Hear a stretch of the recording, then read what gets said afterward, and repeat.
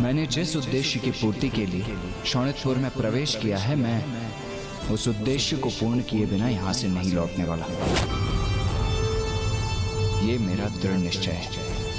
फिर चाहे मेरे मार्ग में कितनी ही कठिन बाधाएं क्यों न आए, किंतु आप मेरे साथ आगे बढ़ने का चुनाव करते हैं अथवा यहां से लौटने का मार्ग ढूंढकर यहां से लौटने का, ये निर्णय लेने के लिए आप स्वतंत्र हैं।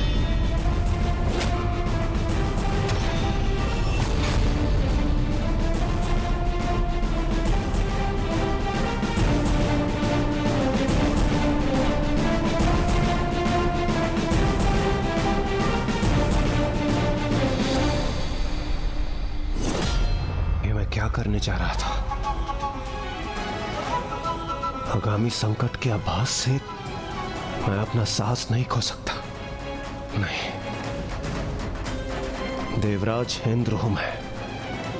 कठिनाइयों के समक्ष मैं अपने घुटने कदापि नहीं टेकूंगा, कदापि नहीं। महाराज, ये देवता तो निरुत्साह होकर लौटने के स्थान पर हमारे शोणितपुर के भीतर ही आ रहे हैं और बढ़ते ही जा रहे हैं। अब तो स्वीकार कर लीजिए महाराज कि कुमार कार्तिकेय अपराजय है। इसी में ही हम सबकी और आपकी भलाई है। शांत हो जाओ अट्टासुर, शांत हो जाओ। अपने महाराज के प्रति तुम्हारे अविश्वास और अनिष्ठा का अभाव अब मुझे उत्तेजित कर रहा है। अरे आगे नहीं बढ़ेंगे तो ये जाएंगे कहां? और ये तो इन्हें भी ज्ञात है कि मेरे शोणितपुर से निकास का कोई मार्ग नहीं। अभी तो ये क्रीड़ा आरंभ हुई है अट्टासुर। कुमार कार्तिकेय और ये देवता तो अभी मेरे नगर में जितने भीतर आएंगे मेरे जाल में उतने ही उलझते जाएंगे। और यदि ये मुझ तक पहुंच भी गए तो मुझे कोई क्षति नहीं पहुंचा सकेगी, क्योंकि मेरे प्राण तो कहीं और सुरक्षित है।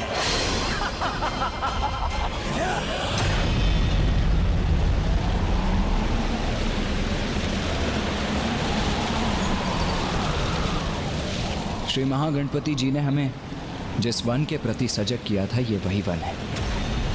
इसीलिए अब हमें और भी अधिक सजग रहना होगा।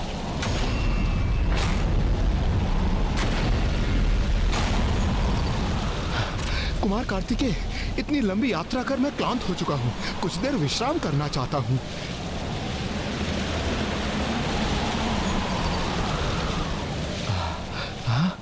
हाँ, ये स्थान उपयुक्त है।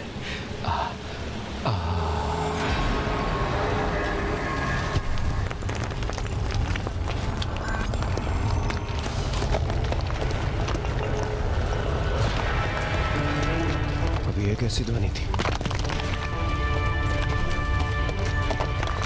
कुमार कार्तिकेय, वो देखिए, वहां भूमि दो भागों में विभक्त हो रही है।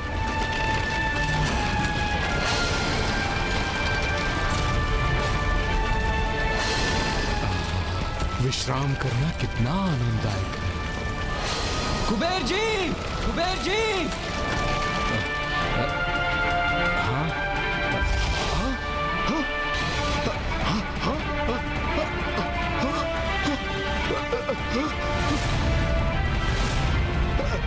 कुमार कार्तिकेय जी, मैं पुनः संकट में आ गया। कार्तिकेय जी, कुछ कीजिए, मुझे इस संकट से बाहर निकालिए। आप चिंता मत कीजिए कुबेर जी, आप वहीं स्थिर रहिए। मैं अभी छलांग लगाकर वहां आता हूं और आपको वहां से सुरक्षित इस पार लाने का कोई उपाय करता हूं।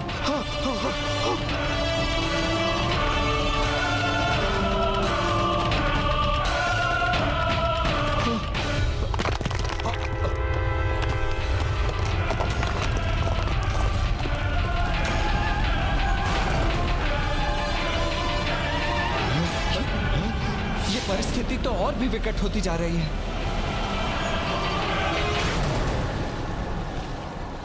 अट्टासुर, तुम्हारे मगरों को आहार प्राप्त हुए बहुत दिवस हो गए ना? मेरे प्रिय मगरू महाराज। नहीं समझे ना? तो देखो,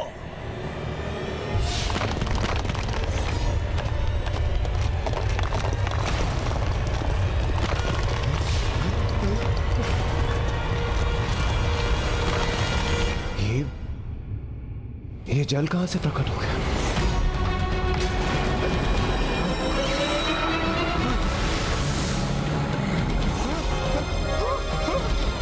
देवराज इंद्र, ये संपूर्ण स्थल जहां पे मैं स्थित हूँ जलमग्न हो रहा है। कुछ कीजिए, बचाइए मुझे। वायुदेव, कुमार कार्तिकेय, कुछ तो कीजिए।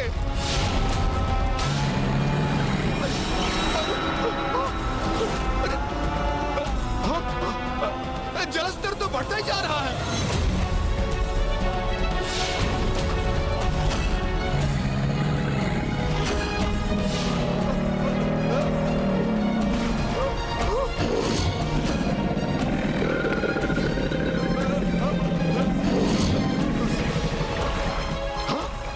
मगरमच्छ! देवराज इंद्र, यहाँ तो चारों तरफ नरभक्षी मगर है। बचाइए मुझे। कुमार कार्तिकेय, वायुदेव, कुछ तो कीजिए, रक्षा कीजिए मेरी।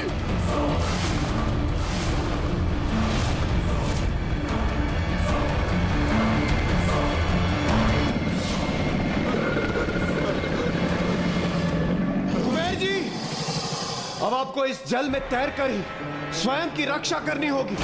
और वही कीजिए और हम तक पहुंचने का प्रयास कीजिए। नहीं, ये मुझसे नहीं हो पाएगा। मुझे कुबेर देव की रक्षा के लिए उनके निकट पहुंचना ही होगा। कुमार कार्तिकेय, हमारे और कुबेर जी के मध्य एक गहरी खाई है। यदि आप उन तक पहुंच भी गए और उन्हें जल से निकाल भी लिया, फिर भी आप उन्हें यहाँ तक कैसे ला पाएंगे? ये तो मुझे भी ज्ञात नहीं है देवराज, किंतु प्रयास करना मेरा कर्तव्य है और वो मैं करके रहूंगा।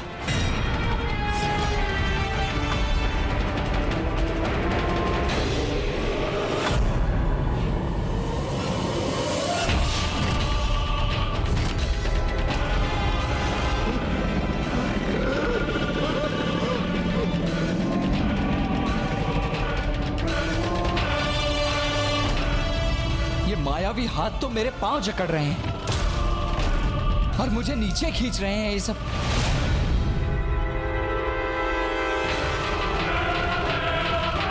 देवराज इंद्र और वायुदेव तो सुरक्षित है ना?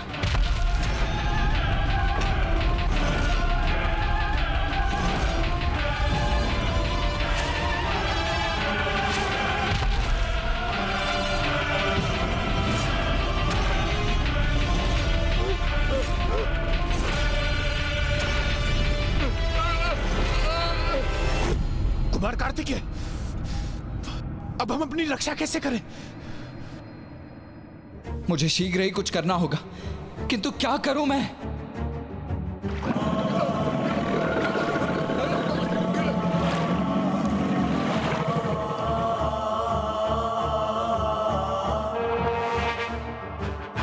मां, एक बार पुनः मेरी सहायता कीजिए। मुझे देवताओं की रक्षा करने का कोई उपाय सुझाइए मां।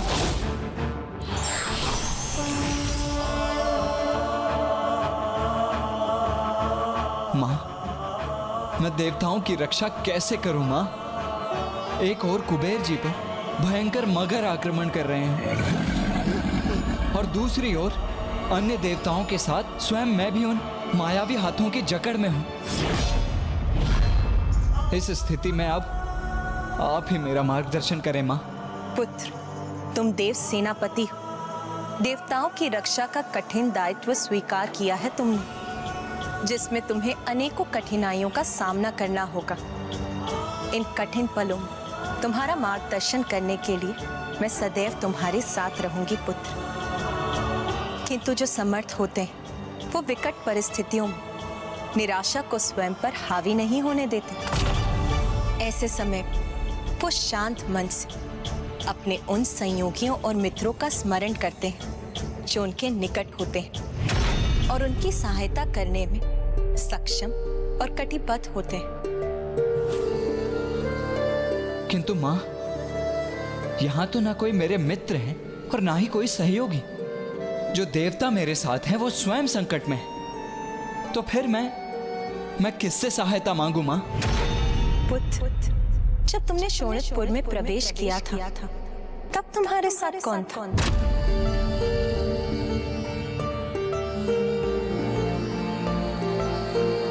धन्यवाद माता। मैं आपका संकेत समझ गया।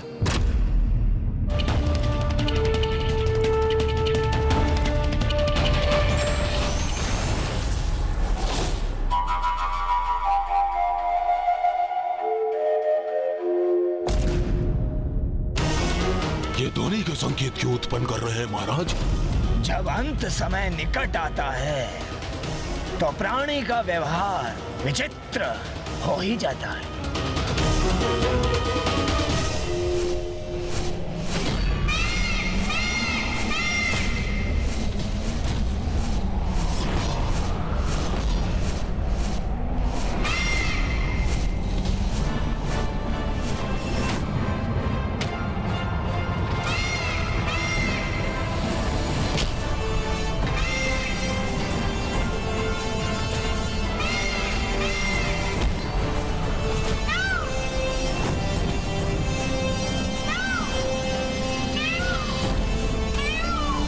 अब हमें इंद्रदेव और वायुदेव की रक्षा करनी होगी मयूर जी। चलिए।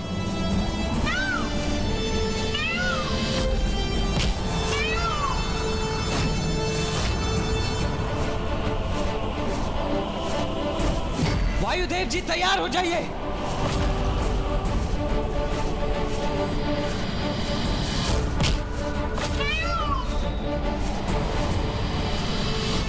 कुबेर जी, मयूर जी के पांव थामने के लिए तैयार हो जाइए। हाँ हाँ हाँ हाँ हाँ हाँ। चलिए मयूर जी।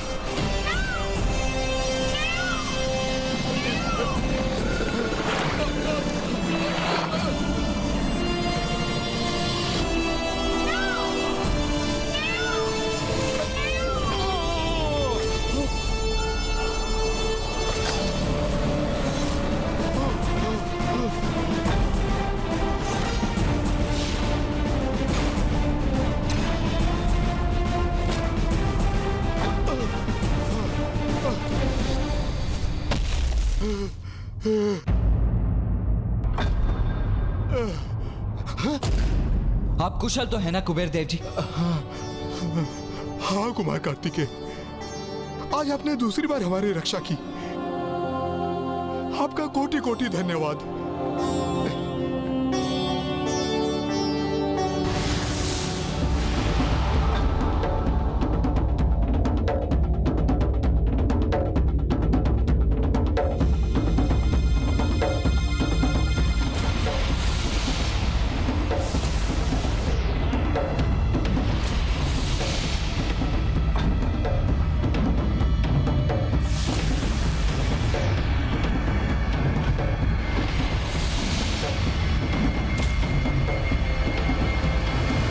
उन्हें सब कुछ यथावत हो गया यहाँ, जहाँ पल पल सब कुछ परिवर्तित होता रहता है। ऐसे माया जाल में हैं हम। किंतु कुमार कार्तिकेय, यदि यहाँ पग पग पर ऐसी अपरिचित बाधाएं आती रही तो हम आगे कैसे बढ़ सकेंगे? इसमें कठिनाई तो अवश्य है वायुदेव, किंतु हमें सावधानी से आगे बढ़ते रहना होगा।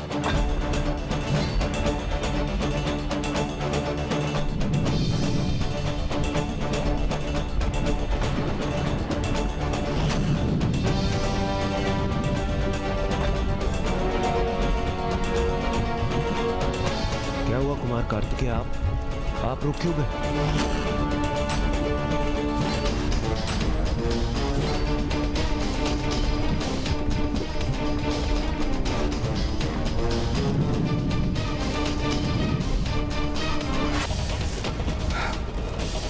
अभी अचानक ये भीषण अग्नि कैसे प्रकट हो गई?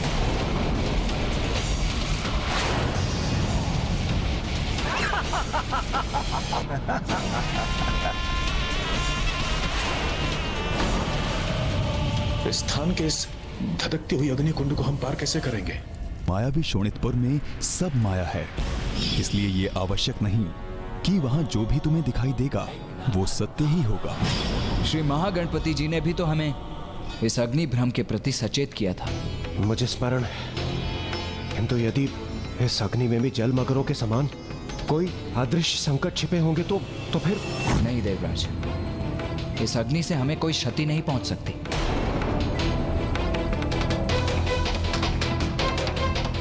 कुमार कार्तिकेय, ये अग्नि संकट बहुत विकट भी हो सकता है। नहीं कुमार कार्तिकेय, अब हम और संकटों का सामना नहीं कर सकते। तो देवराज इंद्र उचित कह रहे हैं। हम उस एक वस्तु को प्राप्त करने के लिए बार बार अपने प्राण संकट में नहीं डाल सकते।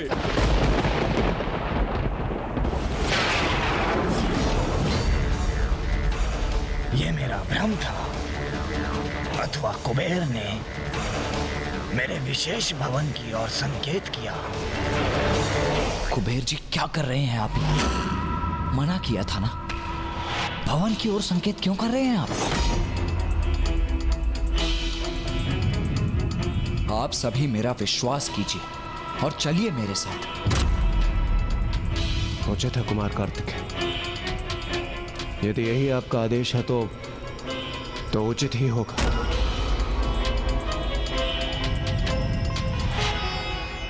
मयूर जी, आप यहीं स्थित रहिए, क्योंकि ये आपके लिए बड़ा संकट उत्पन्न कर सकता है।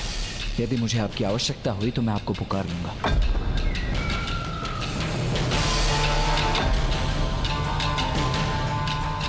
मेरा मायावी खड्ग जहां स्थित है, कुबेर ने क्या हाथ उठाकर उसी को इंगित किया?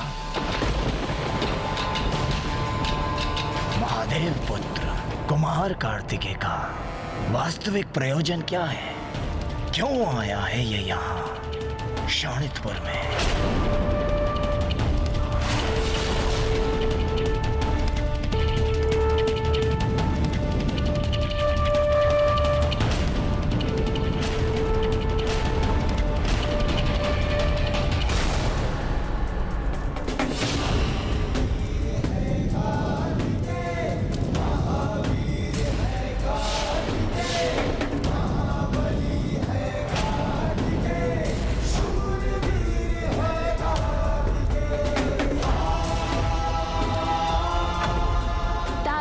की माया नगरी शोणितपुर में जो भी दिखाई देता था वो तो मात्र माया से उत्पन्न भ्रम था, और ये भली भांति समझ चुके थे कुमार कार्तिकेय।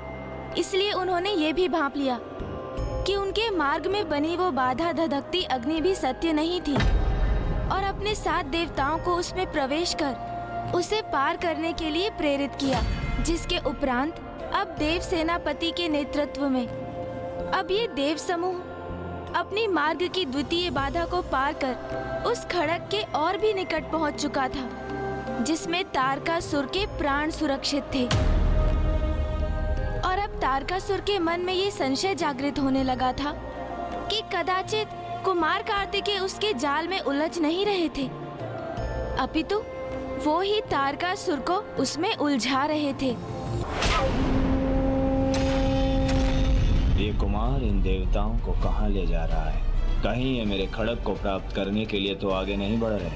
नहीं नहीं नहीं, असंभव है ये। एकमात्र मुझे ज्ञात है उस खड्ग का रहस्य, और वो रहस्य तो मैंने किसी के समक्ष भी उजागर नहीं किया है। महाराज, कुमार कार्तिकेय अपने देवताओं को लेकर आपकी मायावी अग्नि को भी पार कर चुके हैं। वो तो निरंतर आगे ही बढ़ते जा रहे हैं। उन देवताओं को लेकर जहां भी जा रहा है वो ले जाने दो उस कुमार कार्तिकेय को, क्योंकि मुझ तक पहुंचने के लिए जहां पर भी वो जा रहे हैं वहां कहां मिलूंगा मैं उन्हें? उन्हें भी तो ज्ञात होना चाहिए ना कि मुझ तक पहुंचना इतना सरल नहीं। तो क्या हुआ जो उसने वो मायावी सघन वन और उस धधकती अग्नि को पार कर लिया? अभी तो ये आरंभ है। अभी तो उस बालक के लिए अनेकों और क्रीड़ाओं की योजना है मेरे पास। अभी उसने मेरी नगरी में देखा ही क्या है।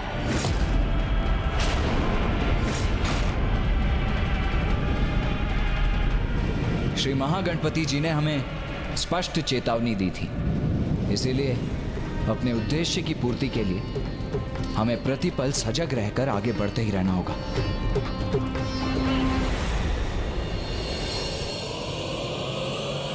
कितना विचित्र और भयावह स्थान है ये। मुझे पीछे नहीं छूटना चाहिए।